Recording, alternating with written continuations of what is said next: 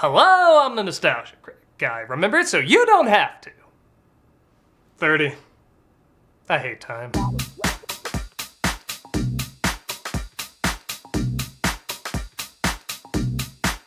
Yep, it was in 1994 when this movie came out, and critics at the time, understandably, were very torn about it. Why? Well, because it's dumb. Dumb, dumb, dumb, dumb, dumb. This is one of the most honestly titled movies that makes no mistake about what it is. But that's part of why it's endured for so long. It's one of the few films where when somebody says they like it or hate it, it's very easy to see why. It's a stupid flick that tries a wide variety of different jokes centered around how dumb its main characters are, and you're either gonna see that idiocy as funny, or you're just gonna see it as idiocy. But something I've noticed is whether you love or hate this movie, everybody has something positive to take away from it. The Siskel and Ebert review is a perfect example. Siskel thought the film worked, but Ebert thought it didn't quite come together, but acknowledges there are moments where it's the hardest he's ever laughed. God, I heard you laugh. You heard me not only laughing, I almost had to be hospitalized. There was one moment in this movie that is probably the funniest moment I've seen in 5 years of comedies. And that's always something I noticed. Even people who don't like it have at least one scene that they love. And it's different for every person. I think that's a testament to the Farrelly brothers not really caring if their humor is highbrow, lowbrow, dark, light, slapstick, or dialogue driven. Their main focus is only getting a laugh in a believable enough environment. Does the same dumbness still work today though? Well, let's take a closer look. Let's see if 30 years makes this smarter, dumber, or both. Let's take a look at Dumb and Dumber. The film opens with Lloyd Christmas, played by Jim Carrey, hitting on a woman. That's a lovely accent you have. Austria. Well then, good day, mate. That's clearly Boston. The attempt doesn't work and we see that Lloyd is actually the driver, which I'm not sure if the joke would be ruined or funnier if you heard him scrambling to get to the back seat. Excuse me. And the credits roll while we're introduced to Harry, played by Jeff Daniels. He works for a pet grooming service, which yes, is a weak excuse to have this car in most of the movie. But if you view these headlights as eyes, it suddenly looks like a deranged Pokemon, and it's instantly worth it. Harry, why haven't you dropped those dogs off at the show yet? Neither are particularly good at their jobs. In fact, they both get fired. Harry for ruining the dogs for a dog show, and Lloyd acting like a dumbass driving he thinks the love of his life, Mary, played by Lauren Holly. No, really, Fairleys, did you get in a fight over a girl who had that name or something? Statistically, they say you're more likely to get killed on the way to the airport. I have this cousin. Oh, I Lloyd, you think they still would have made a kid show out of this if they put together that Harry and Lloyd kinda have a body count? Though maybe the show's not so innocent when you realize the whole intro they're chasing Beaver. Everyone knows what they're doing! Speaking of which, Lloyd gives Mary a very uncomfortable goodbye. Lloyd. Just go. Sure this isn't a prequel to the number 23? He knows as she leaves her briefcase though, and he rushes to get it back to her, despite 2 other people were supposed to pick it up. No! The scene is still great. My only issue is every trailer had a funnier scream than what actually made it in the movie. I still swear there's a commercial where they used the Wilhelm yell. And even that was funnier than what made it in. It turns out the people meant to pick up the briefcase are Joe and JP, 2 thugs who work for a criminal who kidnapped Mary's husband, and Lloyd now has the ransom money. The most beautiful woman alive. She actually talked to me, man. Get out of here. Oh, yeah. Yeah. How everybody who takes an alpha male class talks. Not that I would know. They see the criminals and they think they have guns because they didn't pay their gas bill. Hey, that's legit. The gas company can be hardcore. One time I didn't pay the gas bill, now every time I use the lighter. So they make a run for it. Our villains break in and decide to leave a message with their pet bird. His head fell off. His head fell off. Yeah, he was pretty old. I've seen Tom and Jerry. Some birds are just really sensitive. In maybe the only dramatic moment in the film, Lloyd says he wants to do something that matters and travel to Aspen to get the briefcase to Mary. I'm sick and tired of having to eke my way through life. Sick and tired of being a nobody. I'm sick and tired of having nobody. One of the reasons Carey plays it so well is because he confessed it reminded him of when he and his family were struggling living out of their car. And these words hit hard because only on his 3rd starring role in a film, he was one of the highest paid actors in Hollywood. In fact, all these 3 monster hits came out the same year. It's a good moment on its own, but it does hit a little different with that information. but doesn't lose track that's still a dumb comedy. Okay,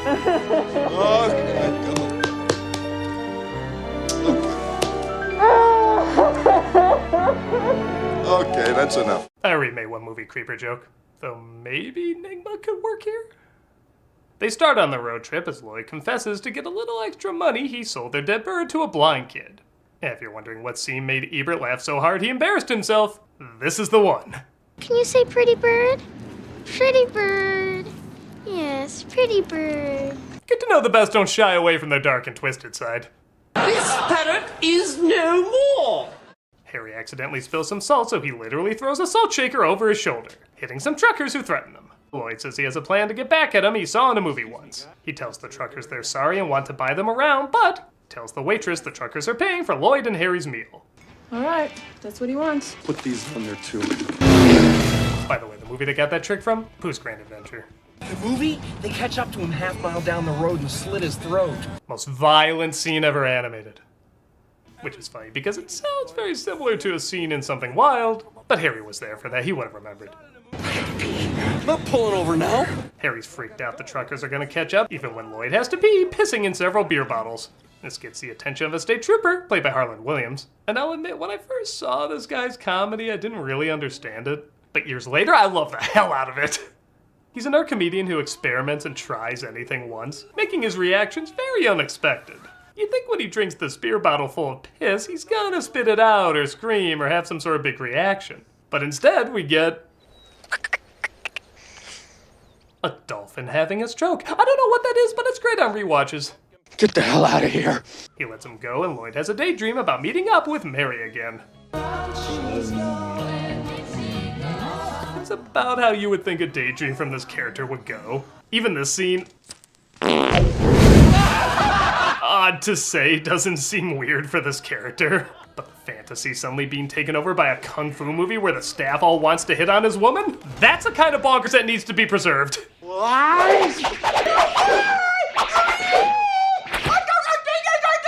This takes over 2/3 of the fantasy. You could cut it and miss nothing essential to the plot, but by God, you would miss a joke literally throwing its heart at you and putting it in a doggy bag. It's just amazing. In one of my favorite wake-up moments, her breasts suddenly turn into a truck. Thank God he wasn't driving towards a Macy's parade. And as pretty useless as both these thugs are, yeah, keep loading that gun or we're never gonna see you use. We do get this one badass moment. Get off the phone. Stay tuned for more of the St. Louis reboot of Doctor Who. Joe pretends to have a busted car to find out more about Lloyd and Harry and who they're supposedly working for. Want to hear the most annoying sound in the world? Guys! Fun fact, this wasn't in the script, and you can tell because Daniel starts to lose it just before they cut away. Again, though, you can see a little bit more of his reaction in the trailer, where he tries to play along with it a bit more. Though honestly, it would have been more effective if they went with this. Want to hear the most annoying sound in the world?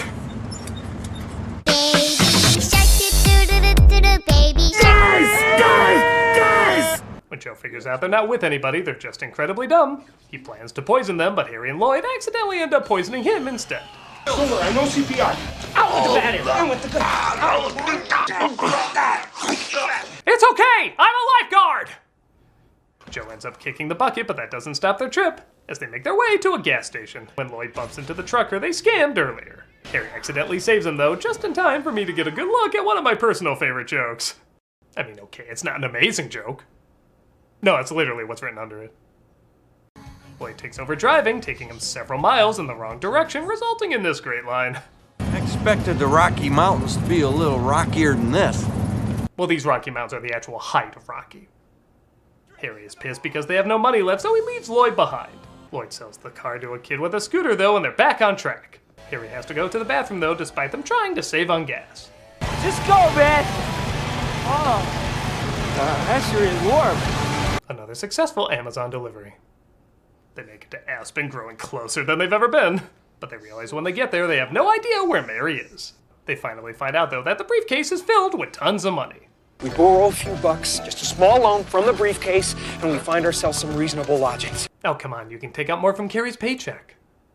Nah, I'm just kidding. It'd be 7 briefcases to match his payment. Literally, half the film's budget went to him. And if you're thinking, what the hell, don't worry, no one else is. There you go. There you go. They of course blow all the money on things they don't need until they find a paper that says Mary is going to attend a major event.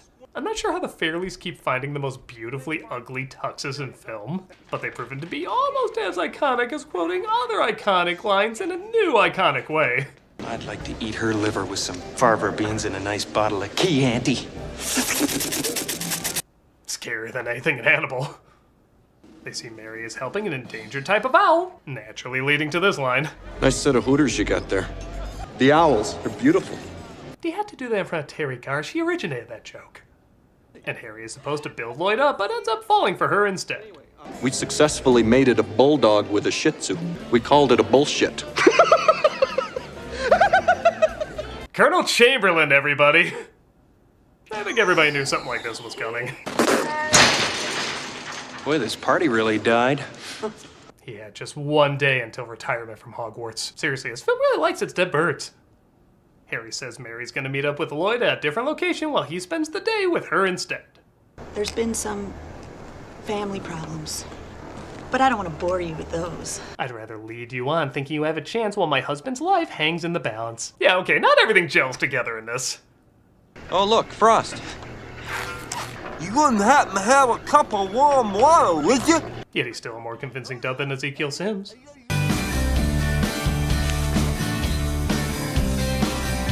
Just imagining Elsa giving Olaf the same treatment in Frozen. Lloyd finds out about Harry's betrayal, and while Harry makes up more lies, Lloyd plots his revenge.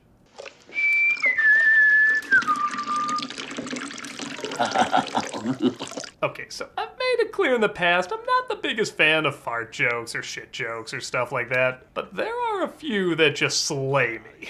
And this is their goddamn crowning achievement. I've seen this joke done so many times and it's always so lame, but this movie turns it into an art. First off, the build-up's sensational. From Carrie acting only with his eyes preparing for Harry's suffering, to Daniel's face when he first senses what's coming,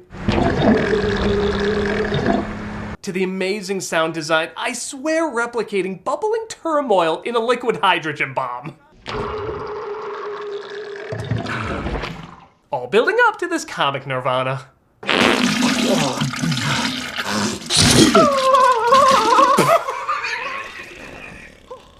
It's the mix of his facial reaction, his body positioning, and that explosive noise of Mount Krakatoa erupting into a toilet bowl. That look of excruciating pain and utter ecstasy is one of the funniest things we as humans have ever filmed. It's so painful it feels good, yet so good it feels painful. And then, on top of everything else, we get an obvious but still masterful punchline. I hope you're not using the toilet, it's broken. Huh? And even that punchline needs another payoff.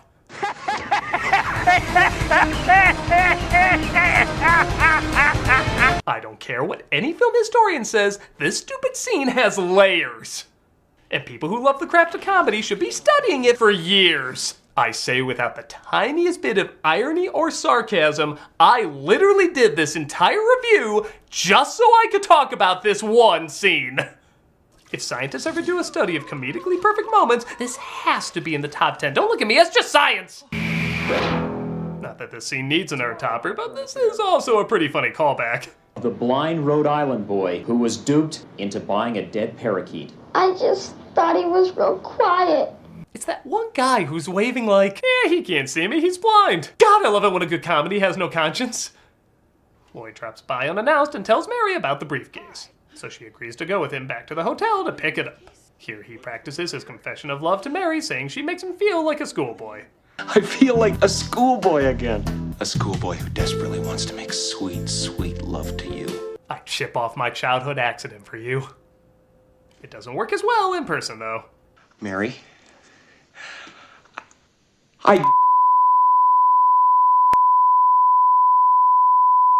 That's not what I meant. She says their chances are 1 in a million, which he misinterprets as, so you're telling me there's a chance? Literally the mindset of anyone who sent a dick pic to a stranger. But the mastermind behind the kidnapping, yeah, you don't care who he is, and neither does the audience, takes them hostage as well, finding out all his money has been replaced with IOUs. That's a car. 275,000. Might want to hang on to that one. Every IOU dollar is worth 5 British pounds. Harry comes in to save the day, does a pretty bad job, but then bounces back to still do a pretty bad job.